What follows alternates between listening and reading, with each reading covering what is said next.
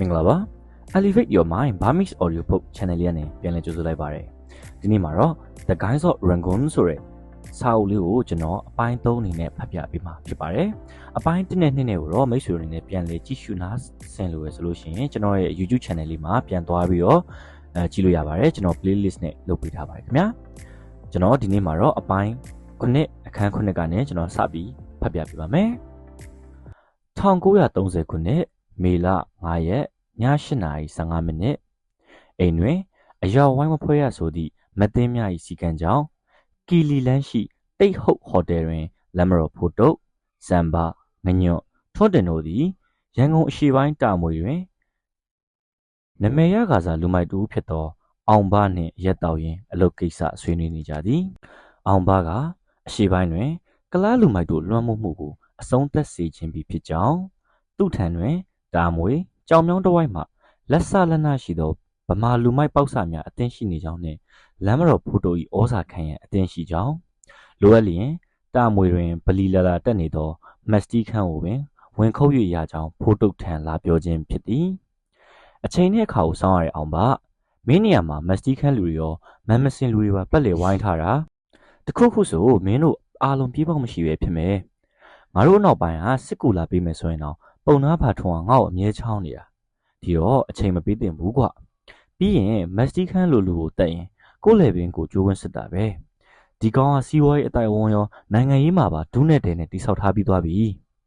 ဟုတ်ကဲ့ပါဆရာဖို့တုတ်ကျွန်တော်တို့ကလည်းဆရာလိုအပ်ရင်အသင်းရှိပါတယ်ဆိုတော့ပြောပြတာပါဆရာဖို့တုတ်မညွန်ကြပဲဘာမှမလုပ်ပါဘူးထို့စဉ်အတန်ကျေးတစ်ခုနဲ့အတူစပွဲဝိုင်းမှပလင်းများဖန်ခွက်များလဲကျကုန်ပြီးအဆောက်အုံတစ်ခုလုံးရမ်းခါသွားသည်ဟာဘာဖြစ်တာလဲဖိုးတုတ်ကအလန်တကြားမှတ်တထားရလိုက်သည်သို့တော့အောက်ခံကျန်းငယ်ခါရမ်းနေသဖြင့်ရိမ့်ရိုင်သွားပြီးနန်းရံကိုလှမ်းကန်လိုက်ရ၏ငလျင်မျိုးငလျင်အထက်ကလူတွေလမ်းပေါ်ထွက်ခဲ့ကြလမ်းမမှာအော်တန်တစ်ခုကြောင့်ဖိုးတုတ်တတိဝင်လာပြီးအပြင်ဘက်သို့အပြေးလွှာထွက်လိုက်သည်သူ့နောက်မှတပည့်များနှင့်အောင်ပါလေပြေးလိုက်လာကြသည်ကျောင်းလန်တကြားထွက်ပြေးလာသူများတွင်ကီလီလန်းပေါ်တွင်အများပြားကီလီလန်းထောက်မှတိုက်တလုံးဝုန်းခနဲ့ပြူကျသွားတဲ့ကိုကြားလိုက်ရသည်ငလျင်ကကျန်းလွန်သဖြင့်မြေပြင်မှာလှိုင်းထသလိုဖြစ်နေသည်လူများအားလုံးလမ်းပေါ်တွင်မတက်ရွ၍မရ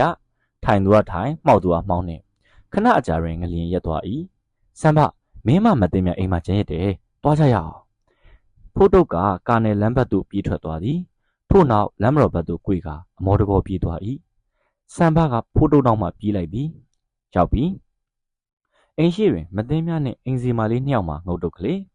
တပည့်ဖြစ်သူအုံးဖေတို့အဖွဲကပြိုကျသွားသောရန်တာကိုဖယ်ရှားနေသည်ကိုဖိုးတုတ်ကိုမြင်တော့မသိမြဝမ်းသာအားရထားလာသည်ဘာဖြစ်သွားသေးလဲမသိမြဘာမှမဖြစ်ပါဘူးကျမဘာမှမဖြစ်ဘူးဟိုအိမ်ရှိရန်တာသာပြိုကျသွားတယ်လူဘာမှမဖြစ်တာပဲဒေါ်လာပါကြီးမသိမြရဲ့ရန်တာကိစ္စအုံးဖေတို့လူစုလုပ်လိမ့်မယ်ဘာမှစိတ်မပူနဲ့နောက်တနေ့မနက်သတင်းစာထဲတွင်သတင်းထွန်းကြီးနှစ်ခုကသာကြီးစိုးနေသည်အိန္ဒိယတွင်မဟာတမဂန္ဒီကြီးကိုအင်္ဂလိပ်အစိုးရကဖမ်းဆီးလိုက်သည့်သတင်းနှင့်အင်အား9.2 Richester Scale ရှိငလျင်ကြီးကြောင့်ရွှေမော်ရောဖျားအပါဝင်ပဲခူးမြို့3ပုံ2ပုံလောက်ပျက်စီးခဲ့ရပြီးလူပေါင်း900ခန့်သေကျေခဲ့ရသည့်သတင်းပင်နောက်ထပ်4ရက်ကြာကိုဖို့တုတ်ဆရာတော်ဦးဝီလတာသူ့เจ้าကိုလာခဲ့ပါဦးနဲ့ဧည့်သည်တွေလည်းရောက်နေတယ်တဲ့ထိုအချိန်တွင်ဖို့တုတ်၏ဦးလေးဖြစ်သူဦးဖိုးတင်လည်းအိမ်တွင်ရောက်နေခြင်းဖြစ်သည်ဖို့တုတ်ဆရာတော်เจ้าဆိုငါလေးလိုက်ခဲ့မယ်ကွာနောက်ပတ်ဆရာတော်เจ้าမှာငါဒုံလပါစီးကျင်တာအဲ့ဒါလေးလိုက်လျှောက်ချင်လို့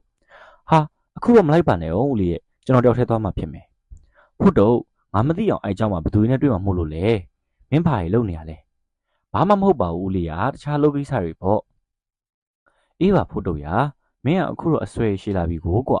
ထားပါမင်းမသိကျင်တာဆိုရင်လေငါလည်းမသိကျင်ပါဘူးဒါနဲ့ဟိုရက်ကမင်းကောင်တွေကိုလီလိုမှလိုက်စုနေတဲ့တဲ့င်းကိုငါကြားခဲ့သေးတယ်ငါစီမှာဘတ်စကားစပယ်ယာလို့ပို့ပြောထားတဲ့အညာသားလေးတောင်တရက်တစ်ချက်ခွဲရမယ်ဆိုတော့ကူလီထမ်းတော့မလို့တဲ့အဲ့ဟာရောဘာလဲမင်းကကူလီခေါင်းမှလုပ်တော့မလို့လားအချိန်တန်တော့ဦးလေးသိမှာပေါ့ဦးလေးရာကဲကျွန်တော်သွားတော့မယ်ဟိုကောင်နေရန်နာပြင်ပြီးရင်ဖို့တုတ်ကားပေါ်မောင်းထွက်သွားလိုက်သည်ဦးဝီလက်သားကြောင့်ဒီတခါတော့မျက်နှာဖြူမစ္စတာတီကူပါမလာတော့ဝန်တော်ဦးချန်ထွန်းတယောက်သားမောင်ဖို့တို့ရေအခြေအနေရပြောင်းသွားပြီကွဘာကြီးပြောင်းသွားလဲဝန်အောင်မင်းအလုံးလုံးရမယ့်ရက်ကငါ့ကိုထင်ထားတဲ့ရက်ထက်ပိုဆိုးသွားပြီကျွန်တော်လည်းသတင်းစာတော့စောင့်ဖတ်ပါတယ် တပိတ်မောက်မဲ့တဲ့တော့မတွေ့သေးဘူးငလျင်နဲ့ဂန်ဒီဖမ်းခံရတာကြီးပဲအေးအဲ့ကိစ္စရဲ့အကြောင်းပဲအခုဂန်ဒီဖမ်းခံရလို့ငလျင်ကြီးလောက်တာလို့ဗမာပြည်ကလားတွေကယုံကြည်နေကြတယ်ငလျင်ကြီးနဲ့ဂန်ဒီကိစ္စရောထွေးပြီးတော့တချို့ကလားရက်ကွက်တွေပေါ်မှာလမ်းပေါ်မှာတွေ့သမျှကလားမဟုတ်တဲ့လူမျိုးတွေကိုခဲနေလိုက်ပေါက်နေကြတယ်အဲ့ဒါနဲ့ကလားနိုင်ငံရေးသမားတွေကစနက်ပဲငလျင်ကြောင့်အစိုးရအလုရှုပ်နေတဲ့အချိန်ကိုခွင့်ကောင်းယူပြီးတော့စိတ်ကန်းတစ်ဖက်ကိုစားမောက်တော့မယ်ဘယ်တော့မှမလဲမေလ10ရက်နေ့မနက်ဖြန်ပဲမောင်ဖို့တော့မင်းလူတွေကိုဒီကျောင်းသားတစ်ဝိုက်မှာတင့်ပြင်ထားပြီးတော့မနက်ဖြန်မနက်6နာရီထိုးအထိမှာဒီဖုန်းကျောင်းထဲမှာလော်လီကား10စီထိုးပေးထားမယ်စိတ်ကန်းအလုပ်သမားရေးရာစတိဗီဒီယိုဌာနကဝန်ထမ်းရောက်20ကအတုပ်လိုက်ခွဲပြီးတော့စိတ်ကန်းနေစီပို့ပေးလိမ့်မယ်မနက်8နာရီစိတ်ကန်းအလုပ်တွေစတဲ့အချိန်မှာကလားကူလီတပိတ်မှောက်ပြီးတော့ဘသူမှအလုပ်ဆင်းကြမှာမဟုတ်ဘူးအဲ့ဒီအချိန်မှာမင်းလူတွေကစိတ်ကန်းကူလီဖြစ်နေတရားဝင်လုပ်ငန်းခွင်တန်းဝင်ကြရုံပဲဦးချန်ထွန်းပြောစကားများကိုနားထောင်ရင်ဖိုးတုတ်တပြင်းချလိုက်သည်โอเคပါဝန်တောင်းမယ်အဲ့ဒီညကလေးကကျွန်တော်လူစုထားခိုင်းလိုက်ပါမယ်ဦးချန်ထွန်းနဲ့လမ်းခွမ်းပြီးနောက်ဖိုးတုတ်သည်ကန္နမာတောင်းရင်နေထိုင်ရာစင်ဦးရန်လေးတို့ထွက်လာခဲ့သည်အိမ်တွင်ကန္နမာမရှိကန္နမာတပည့်သာရှိနေသည်ကိုကန္နမာအခုတလော China Stand ဟိုကောင်မလေးနေရဲ့အိမ်ဘက်ကိုနေတိုင်းသွားတတ်တယ်ဆရာဖိုးတုတ်ကချိုင်ဟုံနဲ့မတောင်းယူနေထိုင်ရာဘက်စီတို့ကားကိုပြန်မောင်းလာခဲ့လိုက်သည်ချိုင်ဟုံကတဲတန်းအပြင်လေးဘက်မောင်းငါးဆိုင်လေးတွင်ထိုင်နေ၏ဖိုးတုတ်ကကားကိုရပ်လိုက်ပြီးချိုင်ဟုံဟိုကောင်ကန္နမာညီတို့အိမ်ထဲမှာလားချိုင်ဟုံကခေါင်းငိမ်ပြသည်ဖိုးတုတ်မင်္ဂလာဆောင်ပွဲပြီးကြတဲ့ချိုင်ဟုံစီမရောက်ဖြစ်ခဲ့ချိုင်ဟုံသူ့အပေါ်စိတ်ခုနေသလားဟုတွေးမိသည်သို့တော့အလုပ်ကိစ္စအရေးကြီးသဖြင့်ထိုကိစ္စကိုခဏမိထားလိုက်၏တန်းလျာရှိသို့ရောက်သောအခါကားဟုံးကိုအဆက်မပြတ်တီးလိုက်သည်ကန္နမာထွက်လာသည်ကိုဖိုးတုတ်ကြီးအိမ်ထဲဝင်တော့ဘူးလားမတောင်းကလှမ်းអော်၏ဖိုးတုတ်ကခေါင်းခါပြပြီးကန္နမာကိုလက်ရက်ခေါ်လိုက်သည်ကန္နမာကားဝတ်တက်အခုအရေးကြီးပြီမင်းစုထားတဲ့လူတွေကိုဒီညအပြီးခေါ်တော့ဟာချက်ချင်းကြီးပါလားဖိုးတုတ်ရခဏနေအောင်အပေါ်မှာငါ့ကုတ်အင်ကြီးကျန်ခဲ့သေးတယ်လာစမ်းပါကွာနောက်ရက်မင်းလည်းဒီရင်ကိုမလာမှကြနေရပဲမတောင်းသိမ်းထားပြီးလိုက်ပါမယ်ကန္နမာတောင်းကြီးကကားပေါ်တက်လိုက်သည်ဖိုးတုတ်က secret ဘူးကိုကန်ပေးလိုက်ရင် sorry ကွာမင်းတို့အချိန်ကောင်းကြီးမှာငါလာခေါ်သလိုဖြစ်နေမလားပဲကန္နမာတောင်းကြီးရှက်သွားသဖြင့်မျက်နှာနီးရဲသွားသည်ဟာကွာငါမတောင်းကြီးကိုရိုးသွားလိုက်တာပါကွာဘာမှမလုပ်ပါဘူးမင်းတို့ကသာဘာမှမလုပ်တာချိုက်ဟုံကတော့မိုးငါးဆိုင်မှာရှောင်ခိုင်းထားပါလားကွာဟေးကန္နမာအဖိနှိတ်ခံပါလေမတောင်းလေးနဲ့တွေ့မှာပဲမင်းအသေးကျွေးစင်းသွားတော့တယ်အေးကွာမတောင်းကတနာစရာကောင်းပါတယ်ပညာတက်လေးကွာဂျက်ဆင်ကောလိပ်ကိုဝင်ဖြေမလို့ရန်ကုန်တက်လာရင်ဈေးပြက်လို့ဂျပန်ဓာတ်ပုံဆိုင်မှာဝင်လောက်တာဂျပန်နဲ့ကြိုက်ပြီးတော့ဂျပန်ကဖြစ်စီလို့ဝါလို့ကိုဝင်နဲ့ထားခဲ့တာကိုဝင်လည်းပြက်ကျသွားတယ်ကွာအဲ့မှာပဲစိတ်တက်တွေကြပြီးရှောက်သွားရင်းနဲ့ဟိုတယ်မယ်ဖြစ်တော့တာပဲဟဲ့ကောင်ကြီးသူတို့လိုဟာတွေကဗဇက်ထဲမှာဗြိတိရှဘာမှရုပ်ရှင်ထက်တောင်ဇလန်မျိုးစုံထွက်သေးတယ်ဟဲ့ဟာမင်းလျှောက်ရုံမနေနဲ့ကိုလူမဟုတ်ပါဘူးဖိုးတုတ်ရာဒီဟာတော့မတောင်းတကယ်ပြောတာဆိုတာငါတေချာခံစားရပါတယ်အေးကွာခံစားရတယ်ဆိုလဲခံစားလိုက်ခံစားအလုပ်လေးလည်းလုပ်ဒီညလူ2000တော့ဦးဝိလာတာចောင်းတော့ဝိုင်းမှာအတင်းရှိနေအောင်စူထားပြီးဟိုလိုလူစုလူဝေးကြီးဖြစ်အောင်လည်းမလုပ်နဲ့အောင်အယောက်20တွဲလောက်တွဲပြီးနေခိုင်းလိုက်ဟုတ်ပြီလားစိတ်ချဟိတ်ကောင်မင်းရှာခိုင်းထားလို့ဟိုးနေရတက်လာပြီးရန်ကုန်မှာအလုပ်လာရှာတဲ့လူငယ်တွေရောတရက်ငါးမိုးနဲ့ဂျယ်လီဆွဲထားတဲ့ကောင်တွေရောဂျဲကာလီကမာရွတ်နဲ့အင်းစိန်ဘက်ကလူတွေပါငါအတင်းရှာထားပြီးတော့မနှက်ကြရင်လူစုံနေစေရမယ်မေလ9ရက်နေ့ရန်ကုန်စိတ်ကမ်းအာနာပိုင်ယုံရန်ကုန်စိတ်ကမ်းမှာကုလီလုံသမားများအားတရက်လျင်ငွေ2ကျပ်ပေးရန်တောင်းဆိုထားသောစိတ်ကမ်းကုလီတမကကြီးစာကိုအကြောင်းမပြန်ခဲ့သဖြင့်ယနေ့မှစတင်ပြီးရန်ကုန်စိတ်ကမ်းအလုံးမှကုလီများအလုံးမစင်တော့ပဲတပိတ်မှောက်လိုက်ပြီးဖြစ်ကြောင်းကြေညာချက်ကိုစိတ်ကမ်းကုလီများတမကခေါင်းဆောင်နာရီယန်စင်းမှစတိဗီဒီယိုဌာနသို့ပေးပို့ကတပိတ်တိုက်ပွဲကိုစတင်လိုက်သည်ရန်ကုန်ရှိစိတ်ကမ်းသီးသီးတွင်အခြေအနေကိုစောင့်ကြည့်နေကြသောတပိတ်စကန်မှခေါင်းဆောင်တချို့မှလွဲပြီးတော့စိတ်ကမ်းတစ်ခုလုံးတိတ်ဆိတ်နေသည်ရခင်ကကုန်တင်ကုန်ချလုပ်သမားများနှင့်စူညံရှုပ်ထွေးနေသောစိတ်ကမ်းလုပ်ငန်းမှလုံးဝရနာထားကြရသည်ဂေါ်ရင်ဂျီကူလီတပိတ်ခေါင်းဆောင်များသည်သူတို့အလုပ်ရှင်ဖြစ်သောစင်ဒီယာပင်လယ်ရေချောင်းကုမ္ပဏီပါဝင်စိတ်ကမ်းအာဏာပိုင်များအကြိုက်ရိုက်နေပြီဟုယုံကြည်ကပီတိဖြစ်နေကြ၏သို့သောမနက်10:00 နာရီတွင်လော်လီကားများအသီးသီးထိုးဆိုင်လာပြီးကားပေါ်မှာဗမာလူမျိုးများစွာအတုပ်လိုက်ဆင်းလာကြသည်သူတို့ရောက်သည့်နှင့်တပြိုင်နက်စိတ်ကမ်းမှလုပ်ငန်းဆိုင်ရာအသီးသီးမှအရာရှိများကလူခွဲဝေယူသွားပြီးကူလီလုပ်ငန်းများအားပြန်လည်လက်ပတ်လာသည်ဂေါ်ရင်ဂျီတပိတ်ခေါင်းဆောင်များမှာသူတို့မျက်စိရှိတွင်ပင်ရုတ်တရက်ပေါ်လာသောဗမာကူလီများကိုကြည့်ကာအကျက်ရိုက်ကုန်ကြ၏ ကူလီသမဂခေါင်းဆောင်တာဝန်ကိုယူထားသည့်နာရယန်စင်သည်ပုံနာဖာထွန်၏တပည့်တူဖြစ်ပြီးပုံနာဖာထွန်ကြောထောက်နောက်ခံဖြင့်ကူလီသမဂကိုဖွဲ့စည်းထားသူဖြစ်သည်ပုံနာဖာထွန်အားဟိန္ဒူနိုင်ငံရေးသမားလွတ်တော်အမတ်မစ္စတာ FVJ ကငွေကြေးထောက်ပံ့ပြီးကူလီတပိတ်ဖြစ်အောင်ဖန်တီးထားခိုင်းခြင်းပင်နာရယန်စင်ကလမ်းချတစည်းပေါ်ချက်ချင်းတက်ခါပုံနာဖာထွန်အိမ်ရှိသည့်လမ်းမတော်17လမ်းသို့အပြေးလွှာသွားလေတော့သည်ပုံနာဖာထွန်အိမ်တွင်တခြားတပိတ်စောင့်ကြည့်အဖွဲ့များလည်းရောက်နေကြပြီဖြစ်သည်ပုံနာဖာထွန်ကမစ္စတာ FVJ ထံချက်ချင်းဖုန်းခေါ်လိုက်၏ပြဿနာကစပေပြီမေလ26ရက်နေ့လမ်းမတော်ဖိုးတုံနှင့်မသိမ်းများတို့သည်ဦးဝိလက်သာကျောင်းတွင်ဒုံလဘရဟန်းဝတ်နေသောဦးလေးဖိုးတင်အားဆွန့်ကပ်ပြီးနောက်ကျောင်းဝင်းအတွင်တရသည့်ခူးပေးသည့်ကိုရင်များကိုစောင့်ဆိုင်နေကြသည်ထိုအချိန်တွင်ကျောင်းဝင်းအတွင်သို့ကားတစ်စီးအရှိန်ဖြင့်မောင်းဝင်လာသည်လမ်းမတော်ဖိုးတုံအမိန့်ဖြင့်စိတ်ကမ်းများအလုပ်သမားများကိုတာဝန်ခံစောင့်ရှောက်ပေးနေရသူထွန်းတင်ဆရာဖိုးတုံရိုက်ကုန်ကြပြီဘာလဲထွန်းတင်ဘာလဲစိတ်ကမ်းကကလားကူလီနဲ့ကျွန်တော်တို့ထည့်ပေးထားတဲ့ကူလီရိုက်ကုန်နေကြပြီဟာဘလို့ဖြစ်တာလဲဒီနေ့မနက်မှာကျွန်တော်တို့ကူလီအလုပ်သွားစင်တော့စင်ဒီယာကုမ္ပဏီကမြန်မာတွေကိုအလုပ်ဖြုတ်လိုက်ပြီးပြောတယ်ကလားတွေတပိတ်ကပြန်လှန်လိုက်လို့ကလားတွေကိုနှစ်ချက်ပေးပြီးအလုပ်ပြန်ခံလိုက်တယ်တဲ့ဖိုးတုတ်တော်သားငယ်လေးရောက်သွားသည်ဘာလဲကွာဒီကောင်လေးသူတို့အခက်ခဲဖြစ်နေလို့ငါတို့ကကူညီရသေးတယ်အခုငါရှာပေးထားတဲ့လူတွေကိုဒီလိုပြန်ဖြုတ်ပစ်လိုက်တယ်ပေါ့ထွန်းတယ်အခုချက်ချင်းပြန်သွားပြီးငါလူတွေအကုန်စုထားကန္နမအုံးဖေငညွတ်စံဖအကုန်လုံးငါ့အိမ်မှာစောင့်ခိုင်းငါအခုပြန်လာပြီသွားစမ်းအမြန်သွား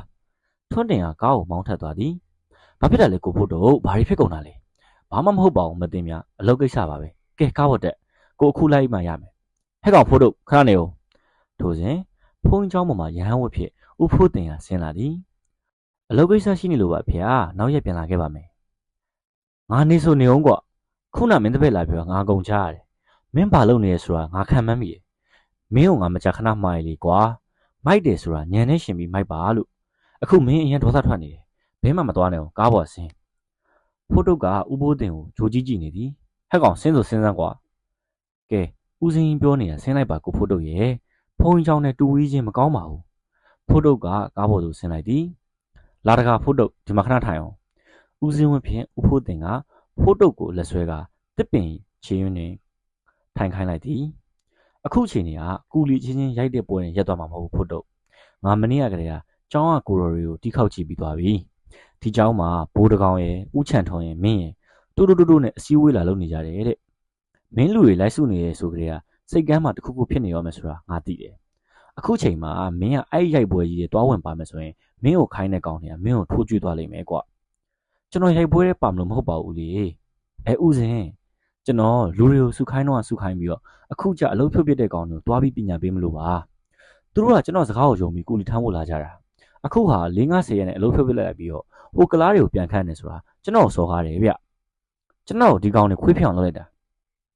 လမ်းမတော်ဖိုးတုတ်ဆိုတာစောက်ပေါ်ကြီးပါကွာလို့သူတို့စကားကိုယုံပြီးငါးပါးမောက်မယ်ဆိုတာမျိုးကျွန်တော်အဖြစ်မခံနိုင်ဘူးနေအောင်ဖို့တော့မင်းကိုလာတွေ့ရဖို့ကောင်ဘာလို့လဲဘာလဲဦးစင်းမို့လို့တပည့်တော်ပြောပြမယ်သူ့ကိုဦးချန်တော်ခေါ်လာပေးတာမစ္စတာတီကူပါတဲ့ပါလီမန်အမတ်ထဲရပဲသူကပြည်ရေးအတွင်းဝင်ဖြစ်လာမဲ့သူလို့လည်းပြောတယ်အခုကဒီကောင်ကြီးကကျွန်တော်ကိုကလင်ကြပြီးစောက်ချက်ခွဲပြီးတိလာဦးလေးရဦးဖို့တင်ကတင်ငန်းကိုလက်ဖြင့်ပတ်တင်လိုက်ပြီးတော့မျက်စိနှလုံးကိုမိတ်ထားလိုက်သည်ထို့နောက်မင်းခွေးမဖြစ်ဘူးဖို့တော့မင်းခွေးမဖြစ်ဘူးဒီပြဿနာကြီးတစ်ခုလုံးသူတို့စနစ်တကျတေချာပေါက်ဖန်တီးခဲ့တာပဲဖြစ်မယ်ငါအကြံပေးချင်တာအခုလောလောဆယ်မင်းဒီပြဿနာနဲ့ခက်ဝေးဝေးနေဦးချန်တော်တို့မင်းကိုဆက်သွယ်လာတဲ့အထိစောင့်ကဲမသိမြဖိုးတုတ်ကိုအင်ကိုခေါ်သွားသူ့တပည့်တွေကိုလည်းအခုဦးစင်းပြောတာတွေကိုပြန်ပြောလိုက်ဟုတ်ပြီလားမလို့ဦးစင်းတပည့်တော်တွေကိုတပည့်တော်ပြီးရင်ပြောတယ်မသိမြသွားမယ်လားဖိုးတုတ်ကပိုးပစိုးကိုခတ်တူတူပြင်ဝက်ခါမသိမြလက်ကိုဆွဲလျက်ကားပေါ်တက်ခါမောင်းထွက်သွားသည်ထိုအချိန်ကာလမှာရှင်ဦးလေးကစကားကိုနားထောင်တဲ့ဖိုးတုတ်မသိမြကားမောင်းနေတော့ဖိုးတုတ်ရဲ့လက်မောင်းဆုပ်ကင်လိုက်ရင်ပြောလိုက်တယ်အိမ်သို့ရောက်တော့အခါဖိုးတုတ်တပည့်များအစုံလင်ရောက်နေကြသည်ဆရာဖိုးတုတ်ရဲ့စိတ်ကန်းတစ်ခုလုံးပြောင်းဆန်နေပြီအနီးနားရက်ကွက်တဲ့အထိရိုက်ပွဲရဆက်ကုန်ပြီဗျငညွန့်ကစီးပြောတယ်အချင်းနေသေးစိတ်ကဘလို့လဲငညွန့်ရိုက်ပွဲစားဖြစ်တော့ဘူတထောင်မှာကလားရီတအားများတယ်အားလဲတာတယ်ဗမာကူလီ10ယောက်တည်ရတော့ကြားတယ်အခုတော့လမ်းမတော်ဘက်မှာကျတော့ကလားရီအသေးများတယ်ဘူတထောင်စိတ်ကန်းကိုကလားရီကဝိုင်းလိုက်ပြီကလင်းကလင်းကလင်းဆရာကြီးရှင်ပလေကြီးဦးဟုတ်ကွမ်တဲ့အစီကံမလေးကလာပြောတဲ့ဖြင့်ဖိုးတုတ်ကဖုံးထားကင်လိုက်သည်ခဏကြာအခန်းတွင်းတို့ပြန်ဝင်လာသည်အချင်းနေတော်ဆိုးနေပြီဥဟုတ်ကွမ်အပြောဆိုရဆိုလို့ရှိရင် ကြည့်မြင်နိုင်ဘက်ကရက်ွက်တွေတဲ့အထိဖြစ်နေကြပြီတဲ့ဒီမဲ့ငါပြောပြမယ်ငါလူတွေကိုဆုလိုက်ငါအမိတ်မရပဲတရားမှဒီပွဲတွေဝင်မပါရဘူးလို့ပြီးရင်လမ်းမတော်ကငါတို့အပိုင်လမ်းတွေလုံခြုံရေးအဖွဲ့ခွဲချမယ်ကဏ္ဍမှာအဲ့ဒါကိုမင်းကတခြားလုပ်လိုက်ငါအခု expector ဥဟုတ်ခွန်စီသွားမယ်စမ်းမမင်းလိုက်ခဲ့ပစိန်နှစ်လက်လဲကားပေါ်တင်ခဲ့လိုက်မသိမ်းမြအိမ်ပေါ်မှာချိတ်ထားသည့်အကုတ်ငှက်ကြီးတောင်ယူပေးပါဦးမသိမ်းမြအိမ်ပေါ်ပြည့်တက်သွားပြီးတော့ငှက်ကြီးတောင်သားကိုယူကဖိုးတုတ်အားပေးလိုက်သည်ကိုဖိုးတုတ်တစ်ခုခုဆိုစဉ်းစားပါနော်ကိုဖိုးတုတ်တစ်ခုဖြစ်သွားရင်ကျမရင်ခွဲမှာစိတ်ချပါမသိမ်းမြရဲ့မသိမ်းမြရင်ခွဲလို့မရဘူးနော်ဟောဒီရင်ကလေးကကိုဖိုးတုတ်အမောဖြစ်ရမှာကဲသွားပြီစံပါကလမ်းမှာရီဒီယာလာလုံးသမျှကောင်ဆင်းသာခုတ်ကွာဂေါ်ဒန်လန်တွင်ဗမာလူကြီးတစ်ခုဓာတဝဝန်းဖြစ်တက်သွားသည်မှလွယ်မိသည့်အတားစီမှမတွေ့ခဲ့အနောက်ပိုင်းခရိုင်ပလိတ်ယုံတွင်ပလိတ်အဆောင်များထူထပ်စွာချထားသည် expector မင်းဥဟုတ်ကွန်ခေါ်ထားလို့ပါလမ်းမတော်ဖို့တုတ်ပါလမ်းမတော်ဖို့တုတ်ဆိုသည်နှင့်ပလိတ်ယုံမှတကားများပွင့်သွားကြသည်ဖို့တုတ်ငါစီကိုမနက်ကပဲဥချန်ထောင်းဖုန်းဆက်တယ်မင်းကိုဒီယုံခဏခေါ်ထားပေးပါဆိုလို့ဟမ်ဘာဖြစ်လို့တော့ငါလည်းမသိဘူးလေကွာငါလည်းသူ့မိတ်နာခံရတဲ့ကောင်ပဲညနေဒီငါယုံမှာမင်းကိုထိုင်ခိုင်းထားပါတဲ့ညနေ4နာရီရုံးစင်းချိန်မှာပြန်ထွက်လိုက်တဲ့မင်းကို expector ခန့်ဖို့များလားကွာအပြင်မှာကျွန်တော်ညီစံပါကြံခဲ့တယ်ရတယ်ပလိတ်တောက်ကိုထွက်ပြောခိုင်းပြီးပြန်ခိုင်းလိုက်မယ်ညနေကျရင်ငါကားနဲ့လိုက်ပို့ပါမယ်ကွာခင်ဗျားတို့ဟာရှုပ်နေရပဲဒီချိန်နေမှာဖို့တုတ်ကြီးငါမရှုပ်ဘူးဟာမင်းနဲ့မင်းဆရာဦးချန်တော်ရှုပ်တဲ့ကြားရင်ငါညက်နေတာမင်းတို့တွေဘာလို့မှန်း哦ငါမသိဘူးဒါပေမဲ့ဒီညနေအထိတော့ငါအခန်းထဲမှာထိုင်နေပြီကွာငါတို့လည်းလှုပ်တအားများတယ်ကူလီကောင်တွေပြီးရဲ့စောက်ဒုက္ခတွေဟေးစောက်ဒုက္ခတွေထိုအချိန်တွင်ရုံငန်းတွင်သို့ယူနီဖောင်းအပြည့်ဝတ်ဆောင်ဝတ်ထားသည့်ပလိတ်ရရှိတူဝင်လာသည်ကဲဖို့တော့ငါမိတ်ဆက်ပေးရအောင်မယ်ဒါရာဇဝဲကိုခင်မောင်နဲ့ဘကိုးဘက်ကပြောင်းလာတာဒီနေ့တော့ငါအပြင်ထွက်ပြီးတော့ဟိုကူလီရိုက်ပွဲကိုနှိမ်နှင်းအောင်မယ်မင်းအဖော်ရအောင်ဒီခန်းထဲမှာသူကစကားပြောပြလိမ့်မယ်ဒါပဲတွားပြီဟေ့ဖို့တုတ်ကအသားညွညွမျက်လုံးမျက်ဖန်ကောင်းကောင်းခန္ဓာကိုယ်တောင်းတောင်းဖြင့်ရာဇဝဲအုပ်ကိုရှူတီတီဖြင့်ကြည့်လိုက်သည်ကျွန်တော်ခမောင်ပါကိုဖို့တုတ်နာမည်ကတော့အနောက်ပိုင်းပလိယုံစပြောင်းလာတယ်ကြားရတော့တာပဲတွေ့ရတာဝမ်းသာပါတယ်ဗျာဖို့တုတ်ကကိုခင်မောင်ပေးသောလက်ကိုပြန်နှုတ်ဆက်လိုက်သည်ဒါနဲ့ကိုဖို့တုတ်လူဘယ်နှယောက်တက်ဖူးလဲဟမ်ဖို့တုတ်ကရာဇဝဲအုပ်ကိုမျက်မှောင်ကျုံလျက်ကြည့်လိုက်သည်အခန်းရှိဟာကျွန်တော်အဲ့လိုကြီးမကြည့်လိုက်ပါနဲ့ကျွန်တော်ကတခြားကြောင့်မေးတာမဟုတ်ပါဘူးလမ်းမတော်ဖို့တုတ်ဆိုတာရမ်းနာမည်ကြီးရောဒီရုံကိုရောက်တာနဲ့ခမရရဲ့လူစိုးမှတ်တမ်းကိုကျွန်တော်ရှာလိုက်တယ်ဗျမတွေ့ဘူးလမ်းမတော်နဲ့ဗဟန်းဌာနတွေကိုဖုန်းဆက်မိလိုက်တော့မရှိကြဘူးတဲ့အဲ့တော့အန်အောလုံးလို့ခမရလူဘယ်နှယောက်တက်ဖူးလဲမေးကြည့်တာပါဒီမဲ့ကိုခင်မောင်ကျွန်တော်ကလူစိုးမှမဟုတ်တာဗျာဘယ်ကလူစိုးမှတ်တမ်းရှိရမှာလဲဟုတ်ပါပြီကိုဖိုးတုတ်ရဟုတ်ပါပြီခမရစကားလေးတက်တာကိုဗ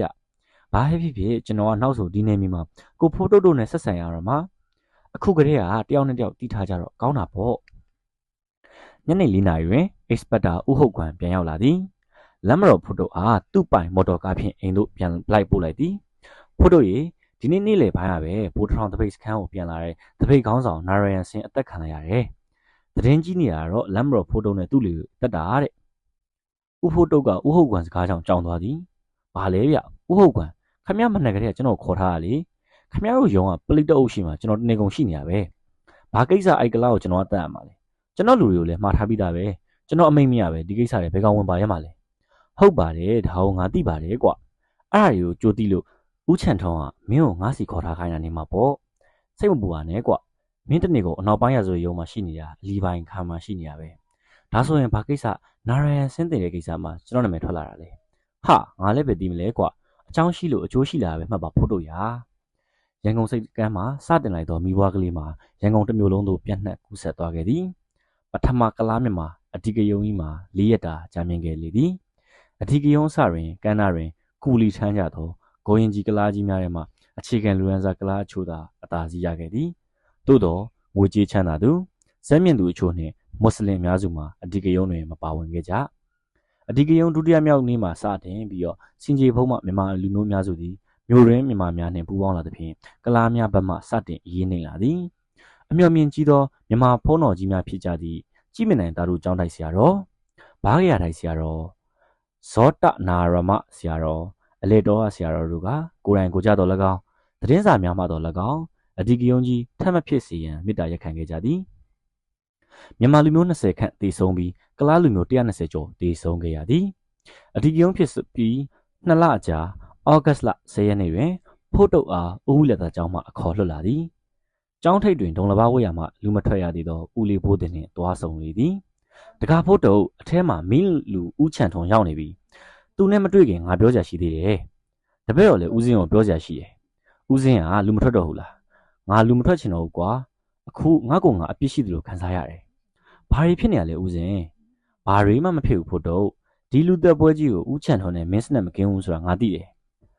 ဗမာတွေရောကလားတွေရောရန်ကုန်တစ်မျိုးလုံးသွေးချောင်းစီးကုန်တာဘယ်လောက်စိတ်ပြတ်ဖို့ကောင်းလဲအဲ့ဒါကျွန်တော်ကိစ္စနဲ့ဦးစင်းနဲ့ဘာဆိုင်လို့လဲဒီမှာဖို့တုတ်မင်းတို့လိုဖြစ်လာအောင်ငါစားခဲ့တာမဟုတ်လားကွာမင်းနဲ့ဦးချန်ထုံကိုပဲငါပဲပြီးတွေ့ခဲ့တာတောင်ဤမြောက်ဤရှောက်မတွေးစမ်းပါနဲ့ဦးစင်းဟာမကြခင်လူထွက်ခဲ့တော့ဦးစင်းနဲ့စကားပြောရမှာလောက်ရကန်ရမှာရှိသေးတယ်ဦးစင်းတက္ကမကြီးလည်းအသက်ကြီးပြီတားထောက်သမီးခံလည်းရှိရမဟုတ်ဘူးလူထွက်เสียရှိရထွက်ဆမ်းပါဗျာဖို့တုတ်ကစကားကိုဖျက်ပြီးကြောင်းတွင်းသို့ဝင်လိုက်သည်ခမရပေါ်လာသေးရင်တော့ဝင်တော့မယ် sorry ပါမောင်ဖို့တုတ်အဒီကယုံကိစ္စပြီးကြရဥတို့အလုပ်တွေရှုံနေလို့ပါကွာမောင်ရင်ကိုတတိတော်ရပါတယ်မသိပါဘူးဗျာဖះပြီးတော့ညံဖြတ်ကြပြီလားလို့ဒါနဲ့ဝန်ထောင်မင်းတို့လှုပ်လိုက်တာကျွန်တော်အတော့ကိုနမေပြတ်သွားတယ်ဗျပြောစမ်းမအောင်ဘာလို့ကျွန်တော်ရှာပေးဗမာကူလီကိုဖြုတ်လိုက်ရတာလဲအစကတည်းကကလားတွေကိုပြန်ခတ်မယ်ဆိုရင်ကျွန်တော်ဘာလုပ်ပြီးလို့မလဲကဲဒါတွေပြောမနေပါနဲ့မောင်ဖို့တုတ်ရမင်းတာဝန်ကြီးခဲ့တယ်ဖြစ်เสียရှိရဲ့ကိစ္စတွေကိုဖြစ်ရမှာလို့သာသဘောထားစမ်းကွာဟာလူတွေတော့အများကြီးတည်ရဲ့ကိစ္စကျွန်တော်ဖြစ်เสียရှိရဲ့ကိစ္စပဲလို့သဘောထားပြရမှာလားဗျာကျွန်တော်ဦးလေးတောင်ဒီသတင်းတွေကြားပြီးတော်တော်စိတ်ထိခိုက်ရှာနေတယ်ကဲမောင်ဖို့တုတ်ငါတို့အလုပ်ကိစ္စပြောကြရအောင်ကွာလာပြန်ပြီလားဒီလုပ်ကိစ္စဒီတစ်ခါတော့မင်းသဘောကျမဲ့ကိစ္စပါမစ္စတာတီကူပါကမင်းကိုသူနဲ့ဓာတ်ရိုက်ဆက်သွယ်နိုင်မဲ့ဖုန်းနံပါတ်လေးပေးခိုင်းလိုက်တယ်ကွဦးချန်တော်ကဖို့တုတ်ကိုကပ်ပြားလေးတစ်ခုကမ်းပေးလိုက်သည်ဖို့တုတ်ကကပ်ပြားပေါ်မှာနာမည်နဲ့ဖုန်းနံပါတ်ကိုကြည့်ကမျက်လုံးပြူသွား၏မအန်အောနဲ့မောင်ဖို့တုတ်နဲ့မစ္စတာတီကူပါကိုမိတ်ဆက်ပေးတဲ့နေ့ကဦးပြောခဲ့တာပဲကွမစ္စတာတီကူပါဟာပြည်ရေးအတွင်းဝင်ဖြစ်မှာပါဆိုတကယ်ပဲပြည်ရေးအတွင်းဝင်လာဗျာနောက်တစ်ပတ်ဩဂတ်လ12ရက်နေ့မှာကျမ်းမာရေးဆေးခွင့်ပေးလိုက်တဲ့ဘီရင်ခံစာ Chinese နေရာမှာမြန်မာလူမျိုးစာဂျိုးဆက်မောင်ကြီးကဘီရင်ခံဖြစ်ကျန်းကျင်ပွဲရှိတယ်စာဂျိုးဆက်မောင်ကြီးကျန်းကျင်ပြီးရနဲ့ပြည်ရေးအတွင်းဝင်ဖြစ်မစ္စတာတီကူပါကျန်းသစ္စာဆိုလိမ့်မယ်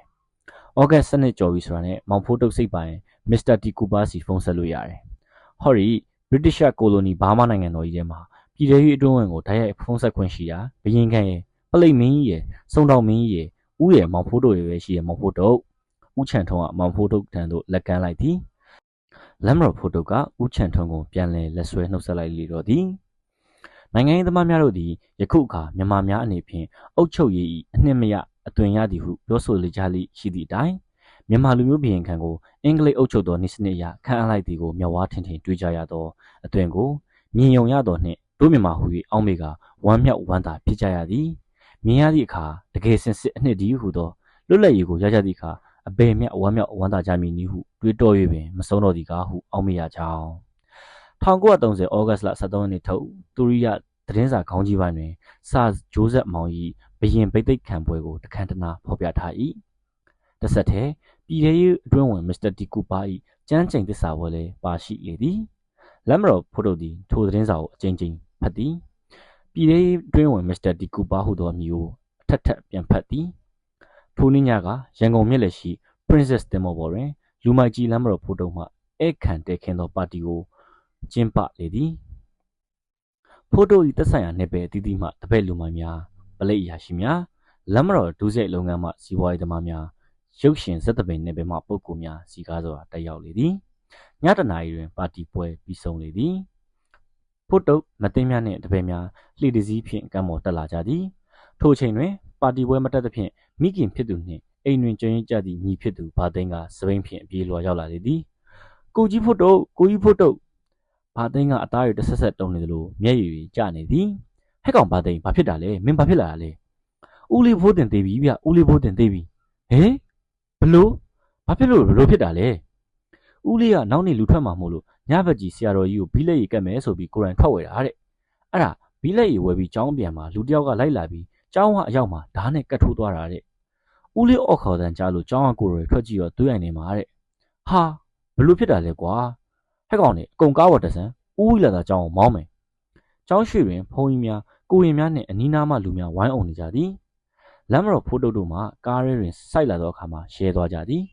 ဥဖိုးတင်သည်တွေးအိုင်နေတွင်ငြိမ်သက်နေသည်လေပင်မှဓာတ်တိုင်အပေါက်ထဲမှတွေးများတပွက်ပွက်ထွက်နေစေ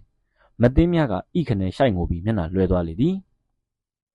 ဖိုးတုတ်ကဦးလေးဖိုးတင်အလောင်းကိုငေးကြည့်နေ၏အုံးဖေအလောင်းအိမ်ပြန်သေးဖို့လို့ကန္နမကဥဟုတ်ကွမ်စီကိုသွားခုနမှသူပြန်သွားတာအေးဦးမှမဟုတ်သေးဘူးအချင်းတွေကိုပြပြငါအမှုမဖွင့်ခြင်းလူတိမခံခြင်း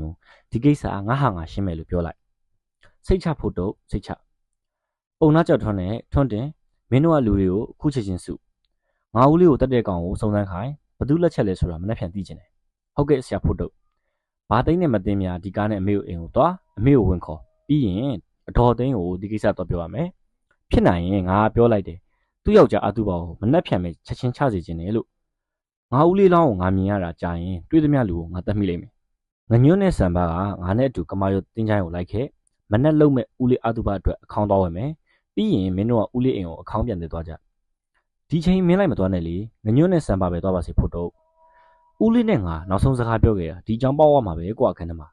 ဦးလေးကဖုန်းကြီးတက်တက်လုံးဝင်မယ်လို့ပြောလို့ငါလူထွက်လို့တော့ခက်မှမှာပြောခဲ့သေးတာငါအခုကမာရုတ်တင်းချိုင်းကိုသွားမယ်ဦးလေးကိုမြုံမဲ့ခြင်းကိုငါကိုယ်တိုင်သွားတူမယ်ငါဦးလေးတည်ရတာငါပြောကပါလေလို့ငါထင်နေတယ်ကွာဟိတ်ကောင်ဖို့တော့မင်းဟာမဟုတ်သေးပါဘူးငါခိုင်းတာပဲလို့ဆန်းကွာခဏမှာအဲ့ညကဦးလေးဖားတင်ကိုတက်တာပုံနာဖာထွန်းတပည့်တလိုင်းလေးကြော်တင်နဲ့ဖို့တော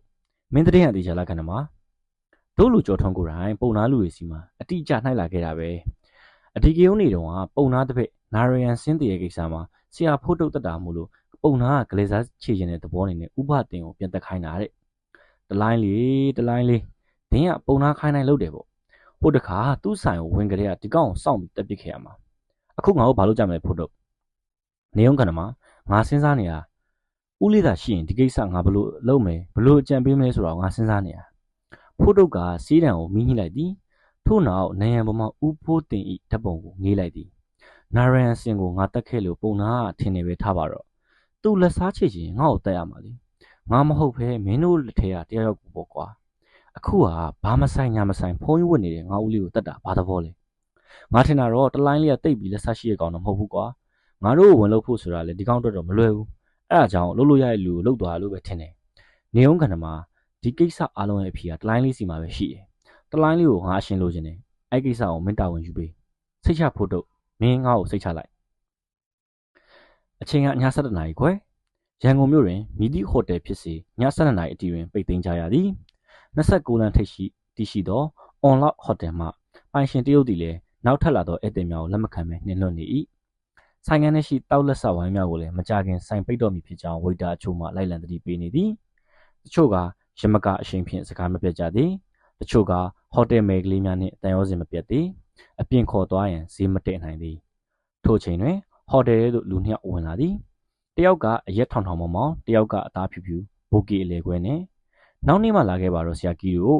ဧည့်သည်လက်ခံလို့မရတော့လို့ဆိုင်ပိတ်ပါတော့မယ်မိုးချုပ်ပြီးစောက်တရုတ်မင်းကငါ့ကိုဘယ်သူထင်လို့လဲဘိုကီအလေခွဲကပြောလိုက်သည်ဩဆရာကြီးပါလားချားလူတွေလက်မခံတော့ပြောတာပါဆရာကြီးတို့ဆိုအွန်လောက်ကတကားဖွင့်ထားရမှာပေါ့အေးဟုတ်ပြီဒါပေမဲ့ငါတို့အကြိုက်မနေပါဘူးမင်းတို့စီမှာငါတို့တွေ့ကျင်တဲ့ကောင်မတစ်ကောင်ရှိလို့လာတာဘယ်သူလဲဆရာကြီးတို့တွေ့ကျင်တဲ့ကောင်မဟိုတနေ့က China Stand နဲ့တရုတ်နှင်ထုတ်လို့ဒီကိုပြောင်းလာတဲ့ကောင်မလေးအော်အတောင်းလားအတောင်းအောင်ပြောတာလားအေးဟုတ်တယ်ငါတို့အခန်းတစ်ခန်းစီစဉ်ပေးပြီးရင်အဲ့ကောင်မောင်လွှတ်လိုက်ပြီးတော့ဘီယာနှလုံးနဲ့ကုန်းမောင်ကျော်တပွဲပေးစဖုံမှုပြန်သွားလို့ကုန်းမောင်ကျော်မရတော့ဘူးဆရာကြီးတခြားဘဲကင်တို့ဘာလို့ရှိတယ်စဖုံမှုရှိလေမင်းကိုယ်တိုင်ကြော်လေကွာဟုတ်ပြီလားကုန်းမောင်ကျော်ပဲလိုချင်တယ်ဟဲ့ကောင်လေးဆရာကြီးတို့ခေါ်သွားပြီးအပေါ်တက်အခန်းသုံးကိုပို့ပေးလိုက်ပြီးရင်ဘီယာနှလုံးချပေးလိုက်ငါကုန်းမောင်ကျော်တော့ကြော်လိုက်အောင်မယ်ပိုင်ရှင်တရုတ်မှာပြပြတလေးဖြင့်စဖိုခန်းထဲသို့ဝင်သွားသည်အခန်းသုံးထဲသို့မတောင်တကားဖွင့်လိုက်သည်နှင့်ဖြောင်းခနဲ့အတန်နှင့်တူပုံလျက်သားလဲကျသွားလိုက်သည်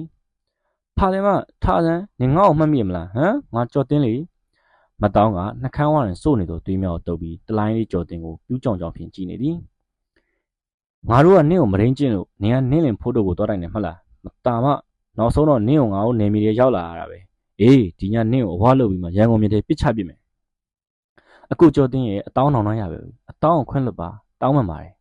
အောင်မလင်အားကိုရှိတော့ချိုးကတမျိုးနင့်လင်ကိုနင်ခေါ်လာပြီးငါဆိုင်ကိုဖျက်လို့ဖျက်စီနေငါတစ်ဖက်ကိုအနှချုပ်သွားတော့နေဒီလိုစကားပြောပါလားကြပါတယ်ကိုကြီးဒီကောင်မကိုအကိုကြီးရင်လုပ်ပြအားကြီးကြောတင်းတဲ့ကောင်မမို့အကိုကြီးအတွက်ညီလေးကမိုးရလက်ဆောင်ပေးတာအရက်မြင့်မြင့်ဗလာတောင်းတောင်းတဲ့လူကတ တီတစိတ်ပြရပလင်းကိုမောတော့ရနဲ့ပြုံးပြလိုက်သည်ထို့နောက်ထိုင်နေရနဲ့ထားလိုက်ပြီးမတ်တောင်းအင်ကြီးကိုဂုတ်ကနေဆွဲမလိုက်သည်ဖန်ပေါင်းကြောင့်အင်ကြီးစားသားမို့အင်ကြီးအရှိပိုင်းကျဲသည်များတပြုတ်ပြုတ်ကုန်သည်မတ်တောင်း၏ခန္ဓာကိုယ်အရှိပိုင်းချမ်းကဇာဘော်လီအနီအောင်မှလွယ်ပြီးအကာအကွယ်မရှိတော့ဗလာတောင်းတောင်းတဲ့လူကမတ်တောင်းကိုစပွဲပေါ်သို့မှောက်တင်လိုက်သည်တလိုင်းလေးကြော်တင်ကဘီယာတစ်လုံးကိုဂိုက်တံဖြင့်ဖောက်ပြီးမောတောက်ရဲ့မြင်ကွင်းကိုရတာခံကြည့်နေသည်မလုပ်ကြပါနဲ့ရှင်မလုပ်ကြပါနဲ့မတ်တောင်းအတန်ခက်ပြက်ပြက်ထွက်လာသည်တစ်ဆက်သေးတွင်တကားခောက်တန်ကြားလိုက်ရသည်ကုန်းမောင်ကျော်လာပို့တာပါ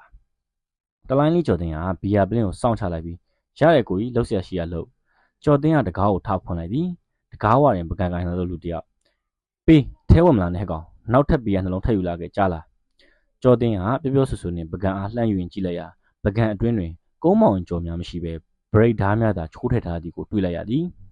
ဝုန်းခနဲ့အတန်နဲ့တူကြော်တင်အနောက်သို့စောင့်ကန်ခံလိုက်ရသည်အခန်းတွင်သို့ဝင်လာသူသည်ကန္နမာတောင်း၏သူ့နောက်တွင်စံပါးနှင့်ငညွန့်ဝင်လာကြသည်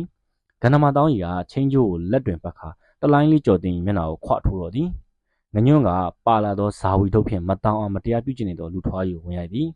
လူထွား၏မှာကုန်းကွက်ဖြင့်ဘာလို့မှမသိဖြစ်နေပြီးခပတ်ကိုဖြုတ်ချပြီးခြေချင်းဝတ်သို့ပုံကျနေသောသူ့ဘောင်းမီကိုကောက်ဝတ်သည်သို့သောငညွန့်ကဆက်မပြတ်ရိုက်နေသဖြင့်လက်တစ်ဖက်ကငညွန့်၏တုပ်ကိုကာနေရ၏မတောင်းကဝစ်လစ်စလစ်ဖြင့်အခန်းတောင်တွင်ကပ်နေသည်လူထွားကြီးကဘောင်းမီဝတ်ဖို့မကြိုးစားတော့ပဲငညွန့်၏ဒုတ်ချက်များကိုရှောင်ကာငညွန့်ကိုဝိုက်လက်တစ်ချက်ဖြင့်ထိုးချလိုက်သည်ငညွန့်ကစပွဲပေါ်သို့ပုံလျက်ကျသွားသည်တိုက်ပွဲကိုကြောင်ကြည့်နေသောစံပါကတတိဝင်လာပြီးခါးကြားမှဓမ္မကိုထုတ်ကာလူသွားကြီးကိုပြေးခုတ်လိုက်သည်လူထွားကြီးကကိုကိုရင်းရှောင်လိုက်သဖြင့်စံပါအရှိန်လွန်ကရှေ့သို့ဟတ်ထိုးလဲကျသွားသည်လဲကျသွားသောစံပါကိုလူထွားကြီးကခုံအုပ်လိုက်သည်တလိုင်းလေးကြော်တင်ကိုခွထိုးနေသောကန္နမာအခန်းတွင်းအခြေအနေကိုသတိထားမိလိုက်သည်ငညွန့်ဒီကောင်ကိုလာချုပ်ထားစပွဲပေါ်တွင်လဲနေသောငညွန့်ဟာနှစ်ဖူးမှသွေးစာများကိုတုတ်ခါကန္နမာဖိထားသောတလိုင်းလေးကြော်တင်ကိုလာချုပ်သည်ကန္နမာကစံပါနှင့်လုံးထွေးနေသောလူအုပ်ကြီးလူထွားကြီးကိုဝန်ထိုးသည်စံပါကအောက်တွင်သွေးလူလူဖြစ်နေကြပြီကန္နမာကလက်သီးတွင်ပတ်ထားသောချင်းကျိုးကိုဖြီးကာလက်နှစ်ဖက်ဖြင့်ချင်းကျိုးကိုကိုင်ကာလူထွားကြီး၏လေပင်သို့လိမ်ညှစ်လိုက်သည်လူထွားကြီးနောက်လန်ကျလာပြီးရုန်းကန်နေသည်ကန္နမာပေါ်သို့လူထွားကြီးခန္ဓာကိုပိလာသည်သို့သောကန္နမာတောင်း၏လက်နှစ်ဖက်မှသွေးများကျလာသည့်အထိချင်းကျိုးကိုတင်းတင်းကြပ်ကြပ်ဖိဆွဲထားခြင်းပင်လူထွားကြီးသည်လေပင်ထဲသို့ချင်းကျိုးကတစတစမြုပ်ဝင်နေသည်မကြမီဝုန်းခနဲ့တန်ကြီးနှင့်တူလူထွားကြီးကတစ်ချက်ခုန်လိုက်ပြီးငြိမ်ကျသွားသည်မျက်လုံးနှင့်ပါးစပ်ထဲမှသွေးများကကန္နမာတောင်း၏ပေါ်သို့စီးကျလာသည်စံပါကအောက်ကျနေသောဓမ္မကိုကောက်ခါလူထွားကြီး၏ရင်ဘတ်ကိုဇက်တိုက်ဝင်ခုတ်သည်ဟေ့ဆံမတော်ပြီဟတော်တော့သေးနေပြီဟလူထွားကြီး၏ခန္ဓာကိုယ်အောက်တွင်ပြိနေသောကန္နမာတောင်း၏ကလှမ်းအော်ကမှစံပါရပ်သွားသည်ထိုအခါကန္နမာကလူထွားကြီးကိုဖယ်ကာထားလာသည်ငါလိုမှပဲစံပါစောက်ကလေးရဲ့သေးနေပြီမင်းကဇက်တိုက်ခုတ်နေတော့ဒီနွားကြီးသွေးတွေကငါမျက်နှာအကုန်ဆင်းပြီးတော့ရှိုးပဲ့ကုန်ပြီလက်ခွမ်းထဲမှာပဲဟိုဘီယာပလင်းယူပေးစမ်းကွာစံပါကတလိုင်းလေးတောက်လက်ဆက်ဘီယာပလင်းကိုယူကာကန္နမာကိုပေးလိုက်သည်ကန္နမာကဘီယာပလင်းကိုယူပြီးအထဲမှဘီယာဖြင့်သူ့မျက်နှာကိုတက်လိုက်သည်ထို့နောက်ကုတ်အင်းကြီးပေါ်မှာပေနေသောသွေးများဖြင့်ဘီယာကိုလောင်းချလိုက်သည်ထို့နောက်ခုံမော်တွင်ထိုင်လိုက်ပြီးကြံနေသောဘီယာတစ်လုံးကိုအတင်းရှိနေသောဖန်ကားထဲသို့ငှဲ့တောက်လိုက်သည်အတောင်အောက်ကသွားဆောင်နေခဏနေမောင်ဆင်းလာခဲ့မယ်ကန္နမာတောင်းကြီးကသူ့ကုတ်အင်းကြီးကိုချွတ်ခါမတ်တောင်းကိုပေးလိုက်သည်မတ်တောင်းကသွေးတို့ပေကြံနေသောကုတ်အင်းကြီးဖြင့်သူမ၏အဆက်ကိုကာကွယ်ကာကြောက်ကြောက်ရွံ့ရွံ့ဖြင့်အောက်ဆင်းဖို့ပြင်သည်အတောင်ခဏနေအောင်အတောင်ခုနကမတရားကျင့်နေတဲ့ခွေးကောင်ရဲ့တေးချင်းစိုးကိုအားရအောင်ကြည့်တော့အောင်မတ်တောင်းကကျမ်းမြေတွင်သွေးလူလူဖြင့်တည်နေသောမတ်သားကိုတစ်ချက်ကြည့်ကအောက်သို့ဆင်းသွားသည်သူနှင့်တွေ့လျင်မင်းသားတယောက်လားစမတ်ကြကြဝေပြီးရှက်တတ်သောကန္နမာတောင်းရင်သည်သူ့ရှိတွင်ပင်လူတယောက်အားတက်ပြီးအေးအေးဆေးဆေးဘီယာငှဲ့တောက်နေသည်ကိုမတောင်းမြင်လိုက်ရသည်တလိုင်းလေးကြော်တင်ကိုအရှင်ဖမ်းခဲ့ရမည်ဟုသောလက်မတော်ဖို့တုတ်ကသူ့ကိုတာဝန်ပေးလိုက်ကြောင်းကန္နမာတောင်းရင်သူမကိုလာပြောစဉ်လေတံအေးအေးလေး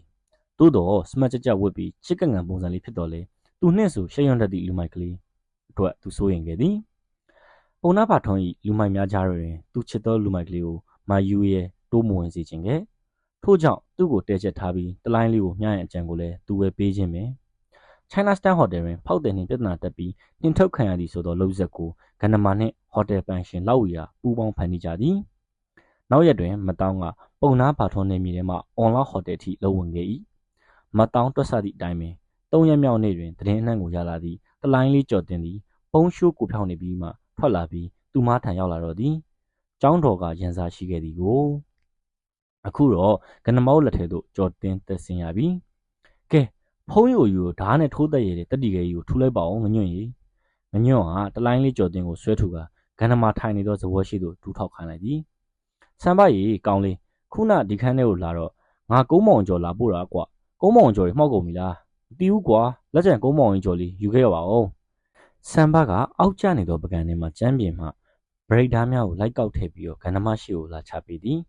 တလိုင်းလေးကြော်တင်မျက်နှာကဖူးရောက်နေပြီကဲငါတို့ရဲ့တရေကောင်းကြီးတလိုင်းလေးကြော်တင်သူ့စားခြင်းနဲ့ကုန်းမောင်ကျော်လေးကျွေးလိုက်ကြစို့ခွာငညွန့်တကောင်ပါဇက်ကိုဖျက်လိုက်စမ်းငညွန့်ကလက်တစ်ဖက်ဖြင့်ကြော်တင်ပါဇက်နှစ်ဖက်လုံးကိုဖြင့်ညှစ်ခါ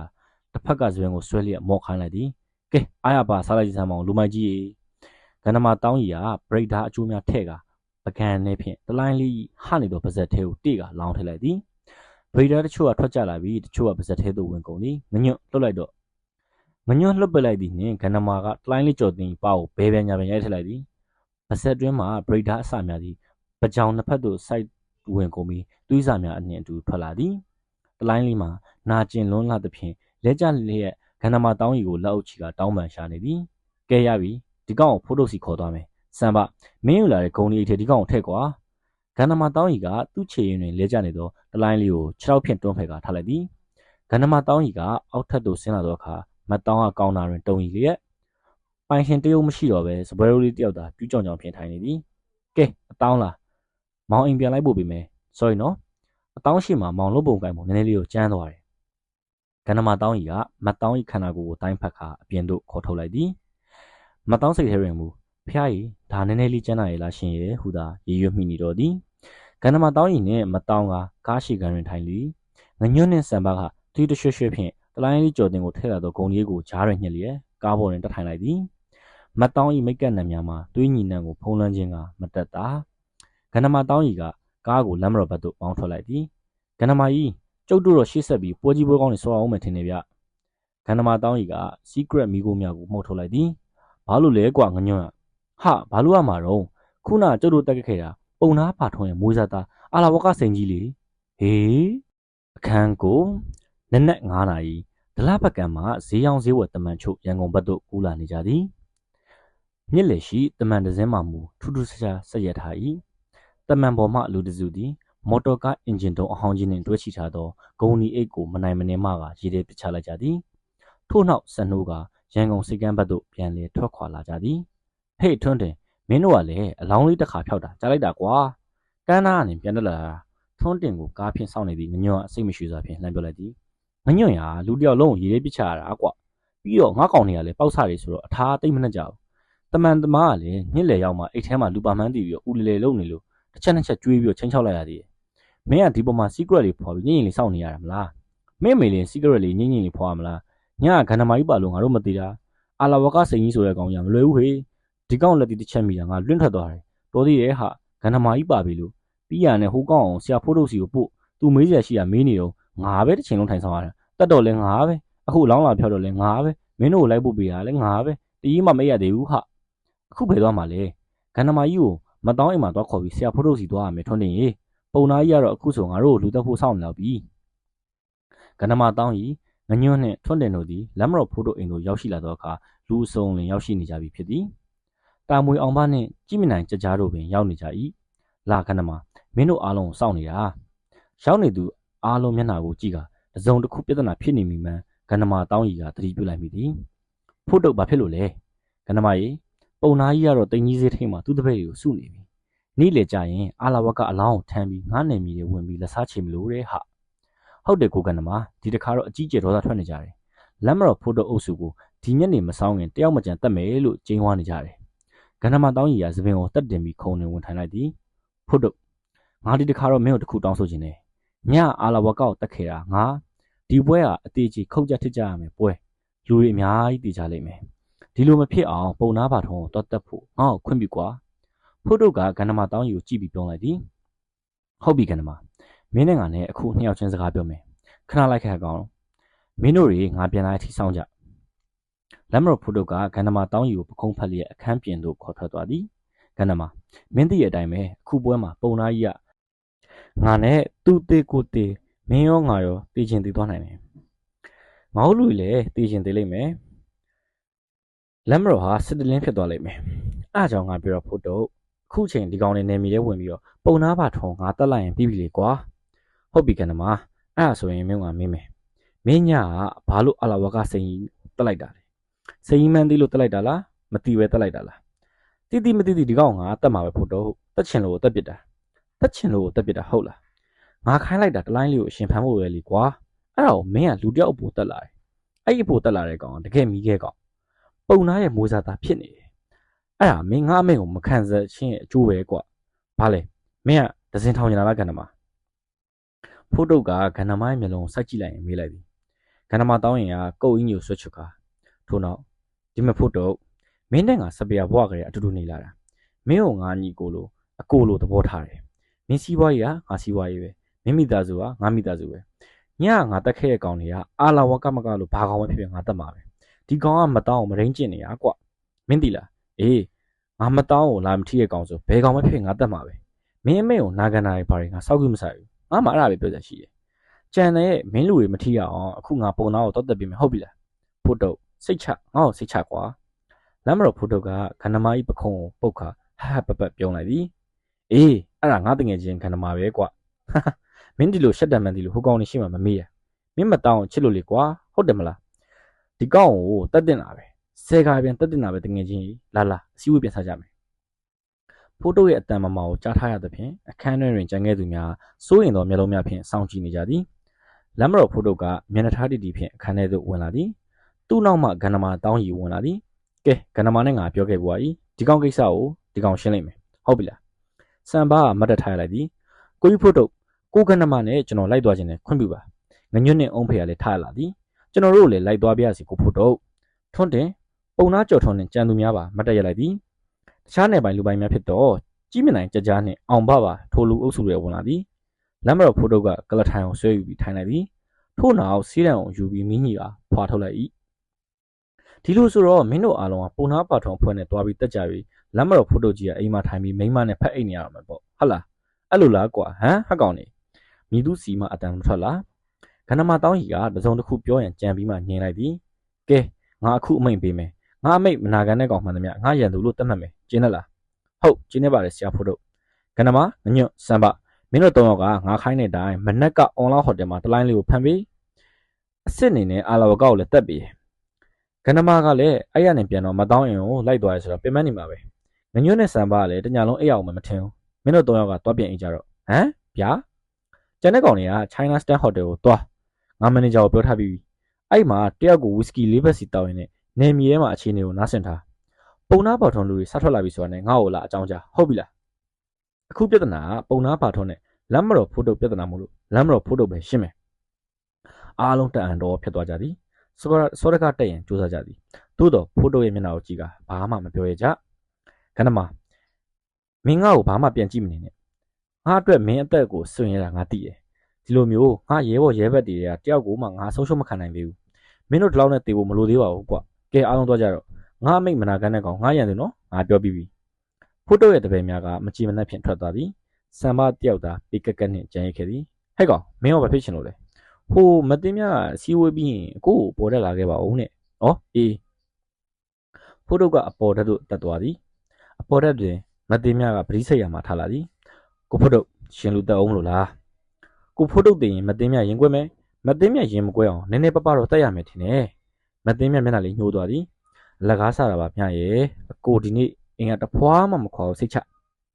ငညွန့်ကမော်တော်ကားလေးကလမ်းမတော်ဖိုးတုတ်အင်ရှိတွင်ထိုးရလိုက်သည်လမ်းမတော်ဖိုးတုတ်ကအင်ရှိဝရန်သာကိုထွက်ပြီးငညွန့်ဘာထုံးလဲဟိတ်ဟိုကောင်နေကာနေလိုင်းတိုင်းစားထွက်လာပြီးရဲ့ဆရာဖိုးတုတ်အင်အားတရလောက်ပါတယ်အလောင်းကိုတော့တခါရဲထမ်းလာကြတယ်အေးဟုတ်ပြီလူတွေအားလုံးစုထားလိုက်ပြီးရင် China Star Hotel မှာထိုင်ခိုင်းတာဒီညက China Star Hotel ဘော်တော့ငါအပြန်ငှားမယ်လို့လောက်ဝီကိုပြောလိုက်သွားတော့ဓာဆွဲထွက်လာမည်ဟုထင်တော့လေအိမ်ပေါ်မှာဆင်းမလာသဖြင့်ငညွန့်ဦးကြောင်ကြောင်ဖြင့်ပြန်လှည့်ထွက်သွားသည်ပုံနာပါထုံကအဖြူအောင်အင်ဂျင်နှင့်အဖြူအောင်ဒိုဗီကိုဝတ်ခါတကောက်ကြီးကိုဆွဲကင်လျက်ရှေးဆုံးမှရောက်လာသည်နောက်တွင်အာလာဝက၏အလောင်းကိုထမ်းစင်ပေါ်သို့ထမ်းလာကြ၏ထိုအလောင်းစင်ကြီးပေတွင်လက်နက်ကိုစီကင်ဆွဲလာကြသောပုံနာပါထုံ၏တပည့်ကလာပမာလူမိုက်များကာနယ်လန်သည်လူရှင်းသောလမ်းဖြစ်တော်လဲပုံနာပါထုံတို့အဖွဲ့ကြီးခြိတက်လာသည်နှင့်ပြည့်နှက်သွားလေသည်ရှေ့ဆုံးမှမိုက်သွေးမိုက်မှန်ကြော့ကြော့ဖြင့်ခြိတက်လာသောပုံနာ၏နောက်မှာ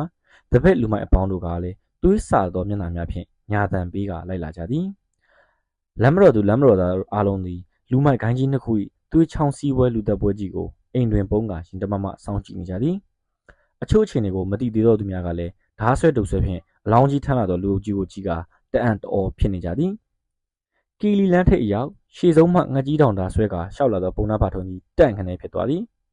ပုံနာပါထုံရက်သွားသဖြင့်နောက်မှလူရန်ကြီးပါရက်သွားကြသည်ပုံနာပါထုံကသူ့ရှေ့တွင်တွေ့မြင်လိုက်ရသောမြင်ကွင်းကိုတအံ့တော်ကြည့်နေသည်သူ့ရှေ့တွင်လော်လီကားနှစ်စီးအပြည့်ဖြင့်လမ်းပိတ်ထားသောစစ်ပလိတ်တပ်များရိုင်းဖဲတနက်များဖြင့်ချိန်ထားကြသည်ရှေ့ဆုံးမှရာဇဝတ်အုပ်ကအော်လန်ဖြစ်လမ်းအော်သည်ခမရတို့အားလုံးခုချက်ချင်းလူစုခွဲပေးပါလူစုခွဲပေးပါကျုပ်သားအတုပချတာပါရာဇဝတ်အုပ်မင်းခမပုံနာပါထုံကရာဇဝတ်အုပ်ကိုလှမ်းပြောလိုက်သည်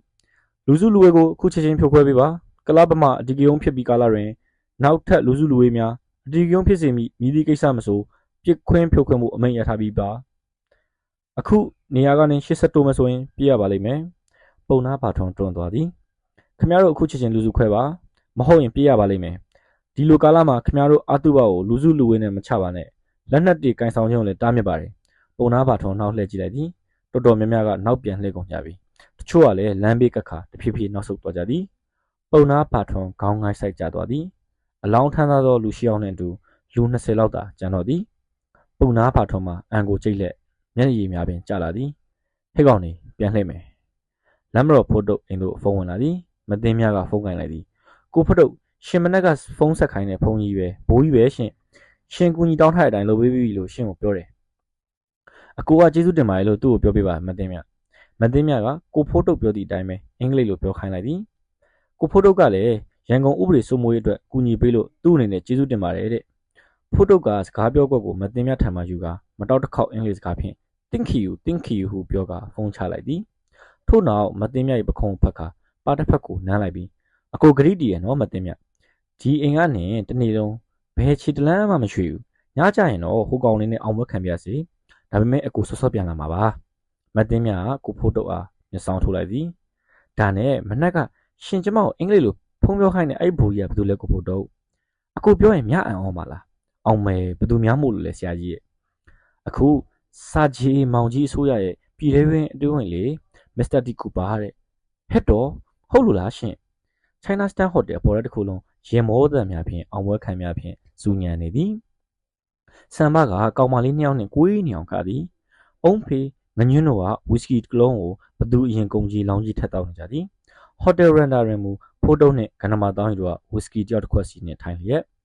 ဖိုးတုတ်ငါမင်းကိုဝန်ခံပြစီကွာဒီနေ့လေဂေါ်ရာပလိတ်စစ်ကားရဲ့စတန်လန်ဘက်ကနေဒီဘက်ကိုကိုယ်ဝင်လာတာငါပြဖြစ်မယ်မှမသိခဲ့ဘူးနောက်တော့မှပုံနာပါတုံးဖွဲ့ကိုတွားတားတဲ့သတင်းကြားရတာငါမင်းကြံမှန်တော့ရိပ်မိပါတယ်တစ်ဆက်တည်းငါသိလိုက်ရတာမင်းမငေါင်းနဲ့မတူကွဲပြားတဲ့အကြမ်းကြမ်းလေးကစားကွက်တွေရှိနေဆိုတာပဲအဲ့ဒါငါလိုက်လို့မမိပါဘူးငါမင်းကိုဆရာဖိုးတုတ်လူတော်ခေါ်ချင်ပါတယ်ကွာဟာ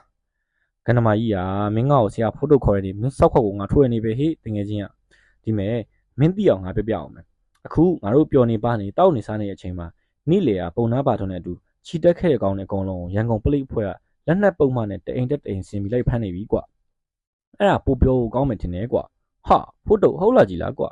တကယ်ချင်းကနေ့လေရတာမင်းတို့ငါခွင့်ပြလိုက်ရင်သူတေကုံတေအကုန်ချကုန်ပါငါချစ်တဲ့မင်းတို့ငညွန့်အစံပအုံးဖေးအကုန်လုံးငါလူတွေတေးမဲ့လို့ကိုရှောင်းပြီးတော့ပုံနာကိုငါနိုင်နေရှိတာပဲကွာအဲ့ဒီကိုငါသုံးမှာပေါ့မင်းတို့ငါအဆုံးရှုံးမှမခံနိုင်တာကွာငါရဲဘော်တွေငါတွေ့ရှိနေပေးရအောင်ပါဟာအေးပါဖိုးတုတ်ရာငါကောင်မက်စတီခန်းလို့ဖြစ်လာပြီဖိုးတုတ်ပါပဲရောက်ဖာရကဲငါစောပြန်မယ်ဒီကောင်တွေကိုမင်းဆက်ထိန်ထားလိုက်ငါမှမနဲ့လှုပ်เสียအလုပ်ရှိသေးလို့စောပြန်မယ်ကွာလမ်းမတော်ဖိုးတုတ်ကည7:00နာရီတွင်အိမ်သို့ပြန်သွားလေသည်လမ်းမတော်ဖိုးတုတ်၏တပည့်များကည7:00နာရီကျော်ထိအောင်ပွဲခံနေစေလမ်းမတော်၏နနက်ခင်းသည်ပုံမှန်တိုင်းနှိုးထားလာကြသည်ယမန်နေ့ကပုံနာပါထွန်းနှင့်လမ်းမတော်ဖိုးတုတ်တို့ဂိုင်းသားများအကြားသွေးချောင်းစီးပွဲဖြစ်မိဟုသည့်သတင်းစကားကတမဟုတ်ချင်းလွင့်ပါသွားခဲ့လေပြီလမ်းမတော်ဖိုးတုတ်၏တပည့်ကျော်များကလည်းတညလုံးအောင်ပွဲခံအပျော်ကျူးခဲ့သဖြင့်အရှိန်ကြကအိမ်မောကြလျက်မနက်8:00နာရီခွဲတွင်ကန္နမာတောင်းရီနေထိုင်ရာစင်ဟိုရန်လန်းထဲသို့လမ်းမတော်ဖိုးတုတ်၏ညီဘာသိန်းမော်တော်ကားဖြင့်ရောက်လာသည်ကားကန္နမာတောင်းရီအိမ်ရှိတွင်ရပ်လိုက်သည်ကိုကန္နမာကန္နမာကစက္ကနဲ့အိမ်ရမှာထားလိုက်သည်ထို့နောက်အောက်ထပ်သို့ဆင်းလာပြီးတကားကိုဖွင့်ပေးလိုက်၏ဘာသိန်းဘာကိစ္စရှိလို့လဲကွာစောစီးဟဲ့လူစောစီးလုံးမနေနဲ့ကိုကြီးဖိုးတုတ်ကအခုပဲ ဖို့ဘာသိန်းဘာဖြစ်တာလဲဖို့တုတ်ကခုနပဲငှက်ကြီးအောင်ဓာကြီးကိုဆွဲပြီးတယောက်ထက်ထွက်သွားတယ်ဗျဟေးဘယ်ဟိုလဲဘယ်ဟိုသွားလဲပုံနာဘာထွန်အိမ်ဟိုးတဲ့ဗျဘာကန္နမတောင်းကြီးကအိမ်ရှိတောင်းနေအတင်းထောင်ထားသောရဲတင်းကိုကိုင်းကအပြင်းထွက်လာသည်ဘာသိန်းဟဲ့ကောင်ကားပေါ်တက်အမြန်မောင်းစမ်းကွာအခုထိအဆုံးထိနားထောင်ပေးရတဲ့အတွက်ကျေးဇူးတင်ပါတယ်ကျွန်တော်အခန်း30ကိုနောက်ထပ်အပုတ်အနေနဲ့ပြန်လာခဲ့ပေးပါမယ်ကျွန်တော်ရဲ့အပိုင်း1 2 2တွေကိုနားမထောင်ရသေးလို့ရှင်အစမှာပြန်သွားနားထောင်လို့ရပါတယ်ခင်ဗျာအားလုံးကိုကျေးဇူးတင်ပါတယ်